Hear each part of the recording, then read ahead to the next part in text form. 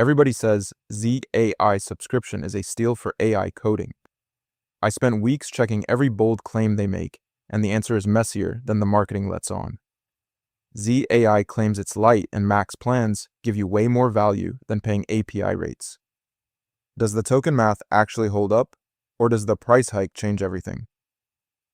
One of the biggest problems I run into when using AI agents is turning their output into YouTube content I can actually use to market my product. That's why this video is sponsored by Subscriber, a tool that helps business owners connect their AI agents to YouTube and market their products without spending 10 hours every week creating content. You can connect Claude or ChatGPT directly to Subscriber. It then analyzes your business, website, and YouTube channel to help you create SEO-optimized video ideas, scripts, thumbnails, and even complete videos that actually match your brand. What I like most is that every week, Subscriber gives me a list of high-potential video ideas I can immediately execute, and it can even help edit videos for me, with or without my face, including videos like the one you're watching right now. It's easy to get started, and you can try Subscriber for free using the link in the description below.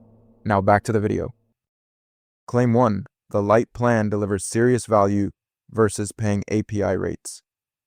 The objection a lot of developers already have is that $10 a month sounds cheap until you remember it used to be $3. So the real question is whether the token volume you get at that price still beats what you'd pay per call on the open API, especially if you're coding in an agent IDE for hours every day. I looked at the community reports on this, and here's what actually came back. Developers running agent IDEs all day say the light plan is way more than enough for their workflows, which is a strong signal.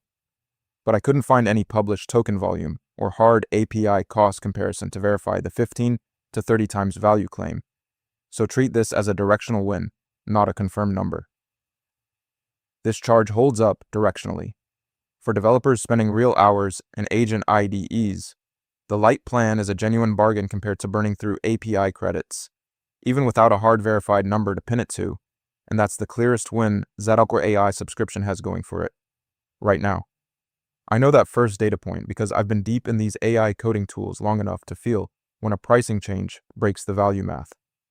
Drop a comment below if a surprise price hike has ever wrecked your workflow budget. Claim 2, the max plan gives you 20 times the capacity of light. That number matters because if you're a heavy user who burns through light's limits, and you're eyeing the max plan, you're betting that extra headroom is worth 16 times the price. And if the multiplier shrank with no announcement, that's a seriously expensive surprise to find after you've already paid. When you dig into the community reports, the max plan's capacity multiplier dropped from 20 times to 14 times, according to community consensus, with no official confirmation from Z.ai, and at the same time, prices went up across the board with the light plan jumping from $3 to $10. So you're paying more for a plan that delivers meaningfully less relative capacity than it did before. This charge sticks.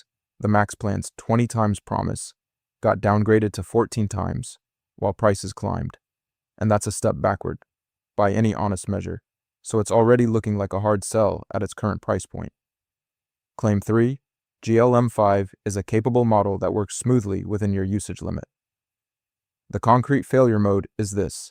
Your plan comes with a 5-hour usage window, and GLM5 deducts 3 times the normal usage from that window every time you run it. So a task that costs 1 hour of limit with another model costs 3 hours with GLM5, and you hit the wall way faster than you'd expect. I ran through the community reports twice to make sure I was reading this right. GLM5 confirmed it deducts 3 times the usage from the 5-hour limit, which makes that window feel tiny in practice and not just in theory.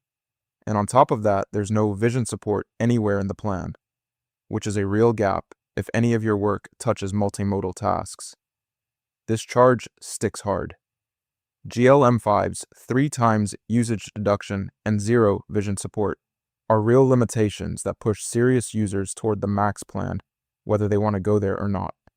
And the gap between the marketing and the reality keeps getting wider. So far, the light plan is the only thing holding up, but there are still 2 charges left, and one of them is about whether the subscription actually beats API pricing for your specific usage level, because that answer changes depending on how much you code, and it's the one that decides whether any of this is worth your money at all. Claim 4. The subscription model is cheaper than paying API rates for heavy use. Say you're a developer who lives in an agent IDE, running long coding sessions every single day. If the subscription doesn't break even against what you'd spend on API credits for that workload, then the whole value pitch falls apart, and you're just paying a premium for convenience that doesn't exist.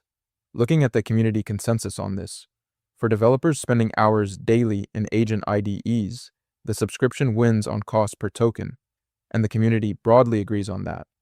But there are no hard published numbers to nail down the exact crossover point. So the flip side is also true. If you're only making occasional API calls, pay per token and skip the subscription entirely. This charge holds up with a condition. The subscription beats API pricing if you're coding heavily every day, and that's a real win for the right user, with the light plan being the only tier where this math consistently works in your favor. Claim 5, Z.ai is a stable, trustworthy platform worth committing to. The number that makes this uncomfortable is the light plan price jump from $3 to $10. And when you layer on community reports of back-end caching bugs that caused exorbitant surprise charges, you've got a platform that raised prices and broke billing at the same time, which is a trust problem, not a minor technical hiccup. I went through the community reports and the price hike is confirmed. The caching bugs that caused unexpected charges are community reported with no official statement from Z.ai, so I'm calling this directional rather than verified. But the pattern is clear. Prices went up, back-end issues caused surprise bills, and Z.ai kept onboarding new users through all of it, which is not a great look. This charge sticks. Price hikes and reported billing bugs happening at the same time erode trust in a way that's hard to ignore, even if the product itself works, and Z.ai subscription's biggest weakness is whether you can trust the bill at the end of the month. Alright, so where does Z.ai subscription actually shine? The light plan at $10 a month is a real bargain if you're coding in an agent IDE every day for hours. Community reports consistently say it's more than enough for typical coding workflows, and for heavy power users, the subscription beats pay-per-token API pricing on costs per token, which is the whole point of a subscription model. Now, where does Z.ai subscription fall short? The max plan got its capacity cut from 20 times to 14 times light, while prices climbed, making it bad value. GLM5 burns through your 5-hour limit 3 times faster than other models. There's no vision support anywhere on the platform, and back-end caching bugs caused surprise charges during the same period. Z.ai was hiking prices. 2 of 5 charges held up, and my call is this. Get the light plan if you code heavily in agent IDEs every day, and skip the max plan entirely, because at $160 a month, it's a hard no until Z.ai publishes real capacity numbers and fixes its billing trust problem. One thing the Z.ai marketing doesn't mention, the 5-hour usage limit is a token-weighted meter, not a clock. And GLM5's 3 times deduction multiplier means switching models mid-session can silently drain your limit at triple speed without any warning in the interface before you hit the wall. If you're trying to figure out whether cheaper AI tools are actually worth it, I ran a full head-to-head on Qwen 3 Coder versus Kimi K3 to see which one holds up for real coding work. And the cost gap there is pretty interesting because it might change how you think about subscription pricing altogether.